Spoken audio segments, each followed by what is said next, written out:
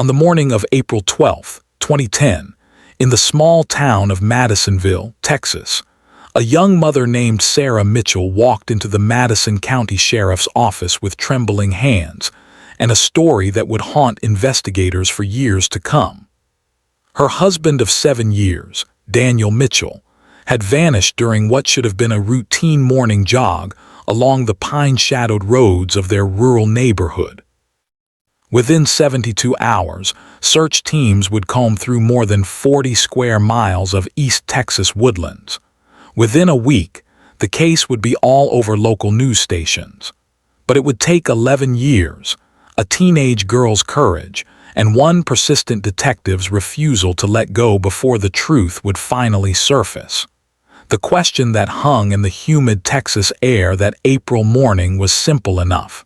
Where was Daniel Mitchell? The answer, when it came, would prove that sometimes the most dangerous mysteries are the ones hiding in plain sight. Madisonville sits in the heart of Madison County, Texas, roughly 90 miles north of Houston, where Highway 75 cuts through endless stretches of loblolly pine and red oak. In 2010, the town claimed just over 4,000 residents, the kind of place where Friday night football games drew half the population and where everyone knew their neighbors by first name. The local economy relied on timber, cattle ranching, and the business that came from travelers passing through on their way to bigger cities. Sarah and Daniel Mitchell had moved there in 2006, seeking the slower pace and lower cost of living that small-town Texas promised young families trying to build a life. Daniel worked as an assistant manager at the local hardware store on Main Street, a position that paid modestly but offered stability. Sarah cleaned houses 3 days a week and spent the rest of her time caring for their daughter, Emma, who had just turned 6 that spring. They lived in a manufactured home on County Road 348, a 2-lane blacktop that wound through scattered properties where neighbors might be separated by a 1/4 mile of pasture and forest. Their home sat on 2 acres, with a small vegetable garden Sarah tended in the backyard, and a tire swing Daniel had hung from an old oak tree for Emma. Those who knew the Mitchells described them as quiet, hardworking people. Daniel stood about 5 feet 10 inches tall, with sandy brown hair he kept short and a lean build from his daily morning runs. He had grown up in nearby Huntsville and had known Sarah since high school. She was petite, barely 5 feet 3 inches, with long dark hair she usually wore pulled back in a ponytail. Friends from their church, Madisonville First Baptist, said they seemed like any other young couple navigating the challenges of raising a child on a tight budget. The morning of April 12th began like countless others before it. Sarah woke at 6:15 to the sound of the alarm clock on Daniel's nightstand. Through the bedroom window, she could see the first pale light filtering through the pine trees that bordered their property. The temperature already sat at 68 degrees, promising another warm spring day. Daniel was already awake, sitting on the edge of the bed and lacing up his running shoes, the same routine he followed 5 mornings a week. He wore gray athletic shorts and a faded blue t-shirt from a charity run he had participated in the year before. Sarah heard him move through the house, the familiar sounds of him filling his water bottle in the kitchen, the creak of the front screen door as he stepped out onto the porch. Emma was still asleep in her room down the hall, her door slightly ajar the way she preferred it. The house smelled of the coffee Sarah had set to brew automatically at 6 o'clock. Everything was ordinary. Everything was routine. Daniel typically ran a 4-mile loop that took him south on County Road 348, then east on Farm to Market Road 2289, and back north on a series of connecting rural roads. The route wound through a mixture of open pasture and dense woods, past a few scattered homes and the occasional cattle operation. On a good morning, he completed the loop in about 35 to 40 minutes. Sarah expected him back by 7 o'clock, which would give him time to shower before his shift at the hardware store began at 8:30. At 7:15, Sarah stood at the kitchen window, watching the road. The coffee had gone cold in the pot. Emma had woken up and was eating cereal at the small dining table, chattering about a birthday party she had been invited to that weekend. Sarah checked her phone. No messages. She tried calling Daniel's cell phone. It rang 4 times and went to voicemail. She told herself he had probably stopped to help someone with a flat tire or had twisted an ankle and was walking back slowly.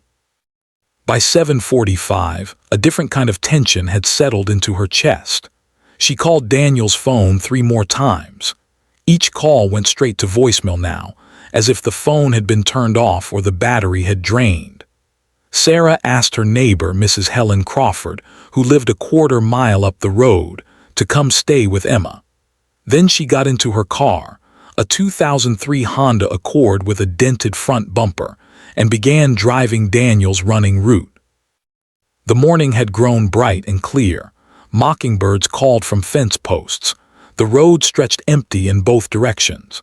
Sarah drove slowly, scanning the shoulders, looking into the shallow ditches that paralleled the asphalt. She passed the Johnson place where cattle grazed behind barbed wire fencing. She passed the abandoned grain silo that marked the eastern turn of Daniel's route. She saw no sign of him, no runner in a blue shirt, no body lying injured in the grass. Nothing. At 8:27, Sarah pulled into the parking lot of the Madison County Sheriff's Office on West Main Street. Deputy Mark Holland was the first officer to take her statement. He listened carefully, noting the details in his report. Time last seen, approximately 6:25 a.m. Physical description, 5 feet 10 inches, 160 pounds, sandy brown hair, wearing gray shorts and blue t-shirt. Known route, County Road 348 to FM 2289 Loop. Medical conditions, none. Recent arguments or unusual behavior, none that Sarah mentioned. Deputy Holland told Sarah that in most cases like this, the missing person showed up within a few hours with a logical explanation.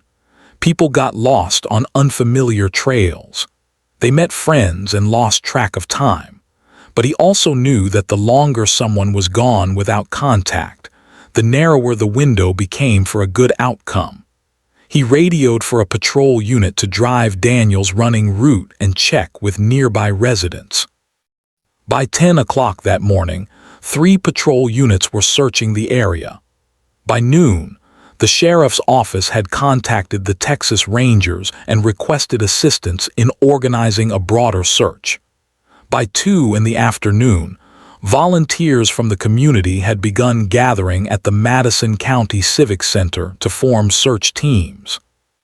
Sarah sat in a metal folding chair in the corner of the room, holding Emma on her lap, answering questions from investigators while her daughter colored in a book with crayons someone had brought from home. Sheriff Raymond Tucker personally coordinated the search operation.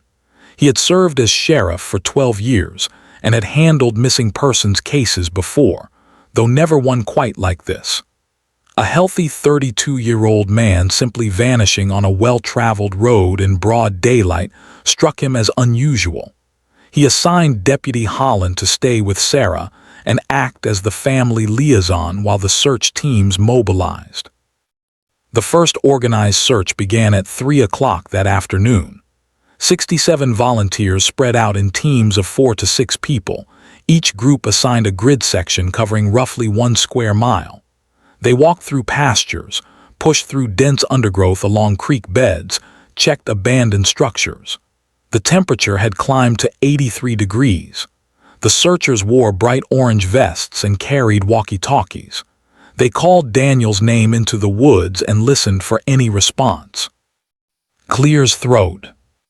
By nightfall on April 12th, the searchers had covered approximately 12 square miles with no trace of Daniel Mitchell. No torn clothing caught on barbed wire. No shoe prints leading off into the forest. No signs of struggle or disturbance along the roadside. It was as if he had simply evaporated into the warm morning air. The search teams regrouped at the Civic Center, exhausted and confused. Sheriff Tucker told the volunteers they would resume at first light. That night, Sarah and Emma stayed with Sarah's sister, Jennifer, who lived in Madisonville proper on Cottonwood Street. Sarah barely slept. She kept checking her phone, hopping for a call, a text, anything. Emma asked repeatedly when her father would come home. Sarah had no answer to give her. Part 2. The investigation. The search resumed at 6 o'clock on the morning of April 13th with expanded teams and additional resources. The Texas Rangers sent 2 investigators, Sergeant Michael Cordova, a veteran with 23 years of experience, and Ranger Patricia Vance, who specialized in search and rescue operations. They brought tracking dogs, 2 German shepherds trained to follow human scent. The dogs were given articles of Daniel's clothing from the Mitchell home and began working the route. The dogs picked up Daniel's scent along County Road 348, following it south for approximately 1.2 miles. Then, at a point where the road curved near a dense stand of pine trees, the scent simply ended. The handlers worked the dogs in wider circles, trying to pick up the trail again.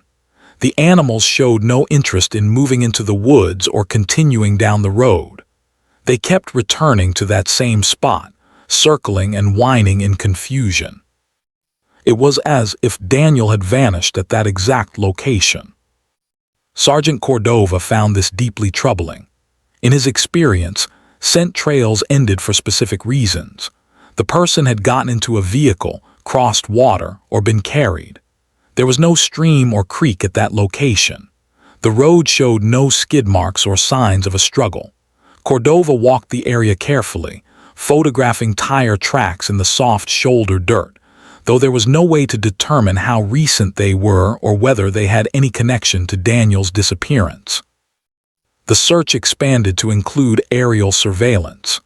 A helicopter from the Texas Department of Public Safety flew grid patterns over the surrounding area, using thermal imaging cameras to scan for any heat signature that might indicate a body. The pilots saw deer, wild hogs, and 1 black bear moving through the forest, but no sign of a human being. By April 14th, more than 200 volunteers had joined the search effort. The story had made the evening news in Houston and Dallas. Camera crews from local television stations set up in front of the Madison County Sheriff's Office. Sarah gave a tearful interview, pleading for anyone with information to come forward. She held a photograph of Daniel taken at Emma's birthday party just 2 months earlier. In the photo, he was smiling, holding Emma on his shoulders. Those who knew Daniel told investigators that he was reliable and predictable. He showed up for work on time. He attended church regularly. He paid his bills. He had no history of substance use, no gambling debts, no extramarital affairs that anyone knew about. His bank accounts showed no unusual withdrawals. His credit cards had not been used since April 11th, when he had purchased gas at the Texaco station on Highway 75. His cell phone last pinged a tower near Madisonville at 6:42 on the morning of April 12th, and then went dark. Deputies whispered quietly among themselves about what they were seeing in Sarah Mitchell's behavior. She was cooperative, answering every question, providing access to the couple's financial records and phone logs. But there was something in her demeanor that some found odd. She was calm, almost too calm for a woman whose husband had vanished without a trace. Deputy Holland noted in his report that she seemed more anxious about Emma's reaction to the situation than about Daniel himself. Clears throat. On April 16th, Sergeant Cordova interviewed Sarah for the 3rd time, this time at the sheriff's office rather than her home. He asked her to walk through the morning of April 12th again, minute by minute. She repeated the same story she had told before. Daniel woke up. He put on his running clothes. He left the house around 6:25. She expected him back by 7. When he did not return, she went looking for him. Cordova asked about their marriage. Sarah said it was fine. They had their disagreements like any couple, but nothing serious. Money was tight, but they managed. Cordova asked if Daniel had seemed worried or preoccupied in the days before his disappearance. Sarah thought for a moment and said no, not particularly. Cordova asked if there was any possibility Daniel might have wanted to leave, to start over somewhere else. Sarah's expression shifted then, something Cordova later described in his notes as a flicker of anger crossing her face. She said Daniel would never abandon Emma. Never. Investigators checked Daniel's computer, a desktop PC he kept in the small second bedroom of their home. The browser history showed nothing unusual. He had checked sports scores, looked at weather forecasts, visited the hardware store's inventory system for work. There were no suspicious emails, no secret social media accounts, no evidence of planning a disappearance. The case generated its own strange details that did not quite fit any obvious narrative. Daniel's wallet was missing, but his truck, a 2005 Ford F-150, remained parked in the driveway of their home.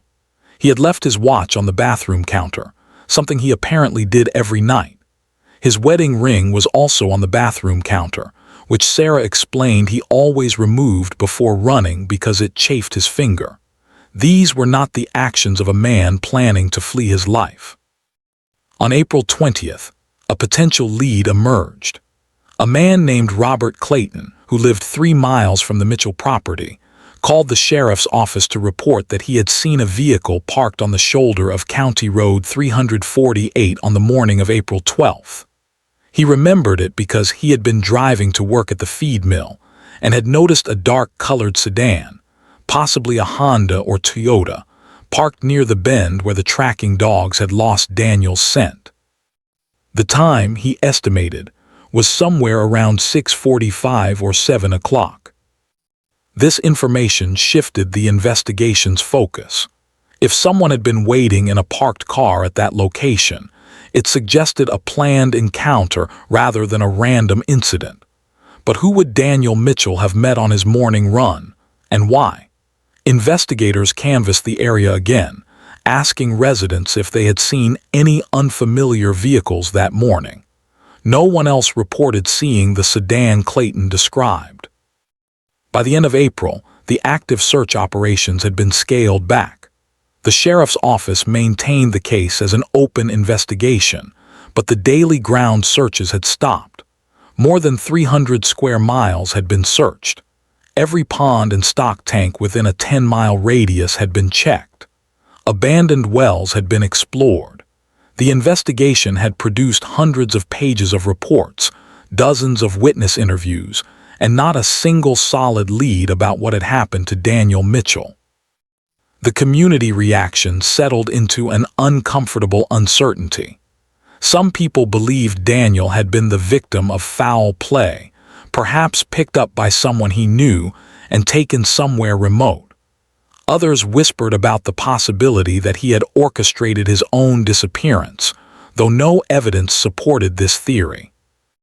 And there were those who noticed how Sarah Mitchell seemed to move through the tragedy with a composure that struck them as unusual, how she did not break down in public, how she returned to cleaning houses within 2 weeks of Daniel's disappearance. For those who have ever watched someone grieve, there is something recognizable in how sorrow manifests. The weight of it shows in sleepless eyes, in forgotten meals, in the way a person moves through the world like they are underwater. Some people said they saw this in Sarah. Others said they did not. By June 2010, the case had gone cold. Daniel Mitchell was officially listed as a missing person, and his case file sat in a cabinet at the Madison County Sheriff's Office alongside 2 other unsolved disappearances from the previous decade. The investigation had not stopped entirely, but it had slowed to a crawl. Sergeant Cordova and Ranger Vance moved on to other cases. though Cordova made a note to himself to check back on the Mitchell case every few months. Something about it bothered him. The way the scent trail ended, the parked sedan no one else had seen, Sarah Mitchell's strange calm. The file remained open, waiting for new information that might never come. Part 3. The Silence. In September 2010, 5 months after Daniel's disappearance, Sarah Mitchell and her daughter Emma moved out of the manufactured home on County Road 348. The property went back to the landlord, and Sarah relocated to a small apartment in Huntsville, 25 miles south of Madisonville. She told friends and family that she could not bear to stay in the place where Daniel had last been seen, that every morning she woke up and expected to see him walking through the door. The move meant Emma had to change schools. She enrolled in 2nd grade at Huntsville Elementary, a larger school than the one she had attended in Madisonville.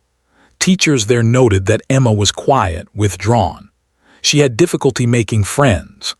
The school counselor met with her several times, trying to help her process the loss of her father, though the counselor's notes reflected a child who seemed more confused than grief-stricken.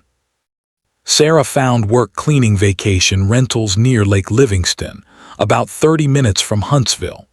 The pay was better than what she had earned in Madisonville, and the work kept her busy. She worked long hours, sometimes not getting home until after dark. Emma stayed with a neighbor, Mrs. Gladys Porter, a retired teacher who watched several children after school. Those who knew Sarah during this period described her as functional but distant. She went to work, she picked up Emma, she bought groceries, she paid her bills, but there was a flatness to her affect, a sense that she was moving through life by rote rather than actually living it. She stopped attending church. She did not date. She kept largely to herself. Clears throat. Emma's behavior, meanwhile, became increasingly concerning. In the spring of 2011, her 3rd grade teacher, Mrs. Linda Hernandez, noticed that Emma had begun drawing disturbing pictures during art time. While other children drew houses and flowers and pets, Emma drew stick figures lying on the ground with red marks around them. When Mrs. Hernandez asked Emma to explain the drawings, the child said she was drawing her dreams. Mrs. Hernandez documented these incidents and spoke with the school counselor, who in turn scheduled a meeting with Sarah. Sarah attended the meeting in April 2011, exactly 1 year after Daniel's disappearance. She sat in the small conference room with the teacher and counselor and listened to their concerns. When they asked if anything unusual was happening at home, Sarah said no. When they asked if Emma had been having nightmares, Sarah hesitated and then said yes, sometimes, but that was normal for a child who had lost her father. The counselor suggested Emma might benefit from seeing a child psychologist.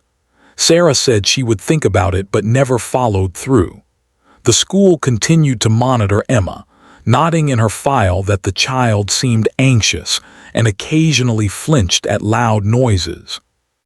For those who have ever doubted someone you love, there is a specific kind of torment in not being able to voice that doubt. You notice small things that do not align, a story that changes slightly in the retelling, an expression that does not match the emotion being displayed. You question your own perceptions. You tell yourself you are being paranoid, and you watch, and you wonder, and you carry the weight of uncertainty like a stone in your chest. By 2012, 2 years after Daniel's disappearance, Sarah had begun dating someone she had met through work. His name was Brian Foster, and he worked in construction. He was divorced with 2 children of his own who lived with their mother in Conroe. Brian was kind to Emma, bringing her small gifts and trying to engage her in conversation, though she remained wary of him. In July 2013, Sarah and Brian moved in together, renting a larger apartment in Huntsville with 3 bedrooms. Emma, now 9 years old, had her own room for the first time since leaving Madisonville. The arrangement seemed to provide some stability. Emma's grades improved slightly. She joined the school's art club. Sarah seemed less withdrawn, more present. But the relationship between Sarah and Brian carried its own tensions. Brian would later tell investigators that Sarah had nightmares several times a month, waking up in the middle of the night in a panic. When he asked what she was dreaming about, she would say she could not remember. He also noticed that she became defensive whenever he asked questions about Daniel or the circumstances of his disappearance. She told him the subject was too painful to discuss and asked him to respect her privacy. In November 2014, 4.5 years after Daniel's disappearance, Emma entered 6th grade. She was 11 years old, small for her age, with her mother's dark hair and a quiet intensity that made teachers remember her. She still drew in her spare time, filling notebooks with intricate pencil sketches. The violent imagery from her earlier years had faded, replaced by landscapes and portraits. It was during this period that Emma began having conversations with the school counselor, Mr. Thomas Reed, that would eventually change everything. The conversation started innocuously enough. Mr. Reed met with Emma as part of a routine check-in with students who had documented trauma in their files. Emma talked about school, about missing her father, about her mother's boyfriend. She seemed reluctant to say much at first. But over several sessions, Emma began to reveal fragments of memory that disturbed Mr. Reed deeply. She mentioned that she remembered more about the morning her father disappeared than she had been able to articulate as a 6-year-old child. She said she remembered waking up early that morning because she heard her parents arguing in the kitchen. She said she remembered her mother crying. She said she remembered her father leaving for his run, but not the way her mother had described it. Mr. Reed documented these conversations carefully. He was trained to recognize when a child might be disclosing information about past trauma, and something in Emma's fragmented recollections raised significant concerns. He asked Emma if she felt safe at home. She said yes. He asked if anyone had ever hurt her. She said no. He asked if she wanted to talk more about what she remembered from the morning her father disappeared. She said she was not sure, that sometimes she thought she remembered things and other times she thought she might be making them up. Clears throat. In February 2015, the relationship between Sarah and Brian deteriorated rapidly. Brian moved out of the apartment they shared, later telling friends that he could not handle Sarah's emotional volatility and the sense that she was hiding something significant from him. He said he had tried to be supportive, but there was a wall between them he could not penetrate. The breakup was not dramatic or violent. It was simply the slow erosion of trust. Sarah and Emma moved again, this time to a smaller apartment, just the two of them. Emma was now 12 years old, approaching adolescence, changing in ways that made her mother nervous. Sarah noticed that Emma watched her carefully, studying her expressions, listening to her phone conversations. There was a wariness between them that had not been there before. In September 2015, Emma entered 7th grade at Huntsville Junior High. She was quiet but not unpopular, one of those students who moved through the hallways without calling much attention to herself.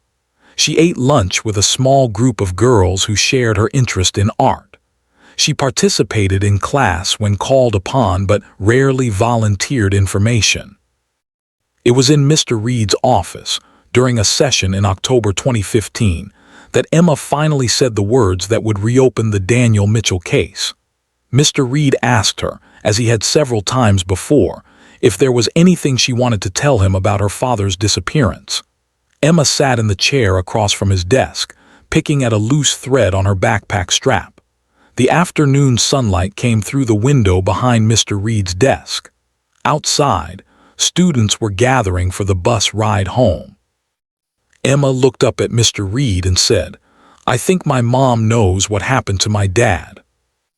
Mr. Reed kept his expression neutral, though his heart rate increased. He asked Emma to explain what she meant. Emma said that she had remembered more as she got older. She said she remembered her mother telling her to stay in her room that morning. She said she remembered looking out her bedroom window and seeing her father's truck leaving, not Daniel's truck, but her mother's car following it. She said she remembered her mother coming back hours later, alone, and telling her that her father had gone for a run and had not come back.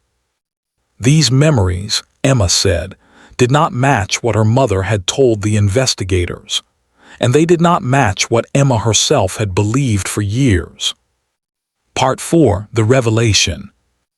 Mr. Reed followed protocol. After his conversation with Emma on October 15, 2015, he documented everything she had said and contacted the appropriate authorities. Texas law required school personnel to report suspected child endangerment or information related to serious crimes. By October 16, the Huntsville Police Department had been notified, and by October 17, the information had been forwarded to the Madison County Sheriff's Office and the Texas Rangers. Sergeant Michael Cordova, now a lieutenant with the Texas Rangers, received the report on October 19. He had not forgotten the Daniel Mitchell case. Over the past 5.5 years, he had periodically reviewed the file, still troubled by the details that did not fit. When he read Emma Mitchell's statement, as reported by Thomas Reed, something clicked into place. Cordova requested that the case be officially reopened. He assembled a team that included Ranger Vance, who had been part of the original investigation, and Detective Sarah Chen from the Huntsville Police Department, who specialized in interviewing children in sensitive cases. On October 22, 2015, Detective Chen conducted a formal interview with Emma Mitchell at the Walker County Child Advocacy Center, a neutral location designed to make children feel comfortable. The interview was recorded. Emma, now 12 years old, sat in a room decorated with colorful posters and comfortable furniture. Detective Chen asked her to describe what she remembered about April 12, 2010. Emma spoke slowly, sometimes pausing to gather her thoughts. She said she remembered waking up to the sound of raised voices. She could not make out the words, but the tone was angry. She remembered hearing a door close hard, not quite a slam, but close to it. Emma said she got out of bed and went to her bedroom window, which looked out toward the driveway and the road. She saw her father getting into his truck, not wearing running clothes but wearing jeans and a t-shirt. She saw her mother come out of the house and get into her car, the Honda Accord. Both vehicles drove away, heading in the same direction. Emma said she remembered feeling confused and a little scared. She went back to her bed and must have fallen asleep again, because the next thing she remembered was her mother waking her up and telling her to get dressed. When Emma asked where her father was, her mother said he had gone for a run. Emma said she remembered thinking that was strange because she had seen him leave in his truck, not on foot. Detective Chen asked Emma why she had not mentioned these details to investigators in 2010. Emma said she was 6 years old and did not really understand what was happening. She said her mother had told her what to say if anyone asked questions. She said she had believed her mother's version of events for a long time because she was a little kid, and that is what little kids do. The interview lasted 90 minutes. Detective Chen documented everything carefully, noting Emma's body language, her tone, her level of detail. The child appeared credible, consistent, and genuinely distressed by the memories she was sharing. Clears throat. Based on Emma's statement, investigators obtained warrants to search Sarah Mitchell's current apartment and to examine her financial records from 2010. On November 3, 2015, a team of investigators executed the search warrant at Sarah's apartment while she was at work. Emma was at school. The search yielded little physical evidence related to Daniel's disappearance, but it did uncover something significant: a storage unit key. When investigators traced the storage unit, located in Conroe, Texas, and obtained a warrant to search it, they found items belonging to Daniel Mitchell. His wallet, still containing his driver's license and credit cards. The clothes he had been wearing on the morning of April 12, 2010, not running clothes but jeans and a gray t-shirt with a logo from a local feed store. And a handwritten note, apparently written by Daniel and addressed to Sarah, that read, "I can't do this anymore. I need time to figure things out. Don't try to find me. I'll contact you when I'm ready." The note changed everything. Investigators now had evidence suggesting that Daniel Mitchell had not been on a morning run when he disappeared. He had left in his truck, possibly planning to leave Sarah, and Sarah had followed him. But where had they gone? What had happened after they both left the property that morning? And how had Daniel's personal effects ended up in a storage unit rented by Sarah? On November 10, 2015, Lieutenant Cordova and Detective Chen interviewed Sarah Mitchell at the Huntsville Police Department. She came voluntarily, accompanied by a lawyer she had retained the previous week. The interview was tense and formal. Sarah denied any knowledge of what had happened to Daniel beyond what she had told investigators in 2010. She claimed the items in the storage unit had been there since before Daniel's disappearance, though she could not explain why she had never mentioned them, or why they included the clothes he had supposedly been wearing that morning. When confronted with Emma's statement, Sarah became emotional but maintained her original story. She said Emma was confused, that childhood memories were unreliable, that her daughter had been traumatized by losing her father and was now conflating dreams with reality. She said she had nothing to hide. But investigators were no longer convinced. They obtained cell phone records from April 2010, records they had reviewed before but now examined with fresh eyes. Sarah's phone had pinged towers along Highway 190 heading east toward Livingston between 6:45 and 7:30 on the morning of April 12th. This contradicted her statement that she had been at home until she began searching for Daniel around 7:45.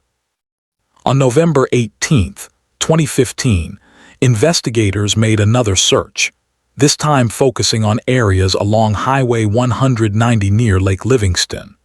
They were looking for any remote location where someone might dispose of evidence or conceal a body. The search was methodical and extensive, involving cadaver dogs and ground-penetrating radar. On November 21, 2015, searchers found human remains in a heavily wooded area approximately 2 miles off Highway 190, down a dirt access road that led to an abandoned hunting camp. The remains were skeletal, consistent with being exposed to the elements for more than 5 years. Personal effects found with the remains included a belt buckle that matched one Daniel Mitchell had been known to wear, and dental records eventually confirmed the identity. The medical examiner determined that the remains showed evidence of blunt force trauma to the skull. The manner of death was ruled a homicide. On December 3, 2015, Sarah Mitchell was arrested and charged with the murder of her husband, Daniel Mitchell. The arrest took place at her apartment in Huntsville at approximately 6 in the morning. Officers knocked on her door, identified themselves, and placed her in handcuffs while Emma watched from her bedroom doorway. Sarah did not resist. She did not speak. She was transported to the Walker County Jail and held on $2 million bond. The news of the arrest sent shock waves through both Huntsville and Madisonville.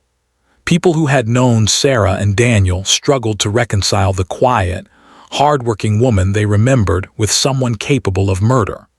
The local media covered the story extensively, with reporters camping outside the courthouse and interviewing anyone who would speak to them.